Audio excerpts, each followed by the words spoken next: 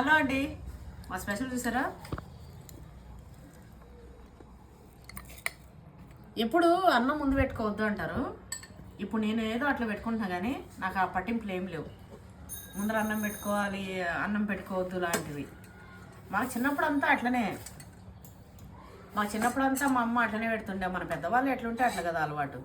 ఇగో మామిడికాయ వేసి ఉగాది అయిపోయింది కదా, ఇక మామిడికాయలు దంచుకోవచ్చు. ఉగాది అయ్యే వరకు తినరు కొంతమంది. నాకు అట్లా కూడా ఏం లేదులే, మొన్న మన ల్యాండ్కి పోయినప్పుడు మంచిగా ఉప్పు కారం వేసి పచ్చి మామిడికాయ తిన్నా. కానీ అయితే పొద్దున మా ఇంటి దగ్గర ఒక ఆమె కలిసి ఉండే. ఆమె వాళ్ళ ఫ్రెండ్కి వాళ్ళ ఇంటి విషయాలు ఏదో షేర్ చేసుకుందంట. ఆమె మొత్తము నారద మునీశ్వరుడిలాగా మొత్తం టామ్ చేసిందంట. వాళ్ళకి వీళ్ళకి ఇంట్లో పెద్ద పంచాయతీ అయింది.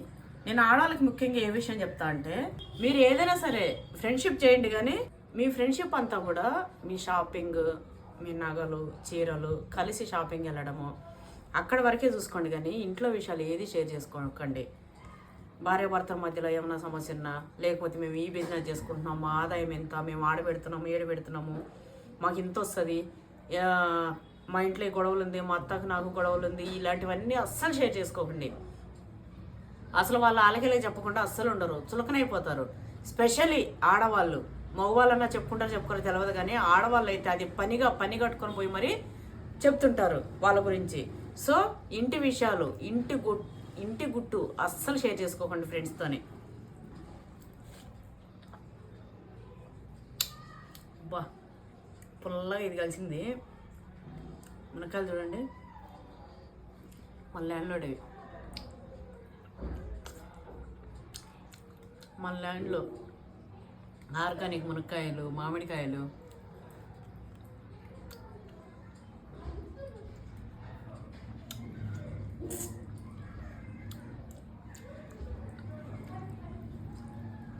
వేడి రైసు. ఒక్కోసారి అయితే రైస్ కొంచెం పెట్టుకుని ఉత్త కాయలే తినుకుంటూ కూర్చుంటా.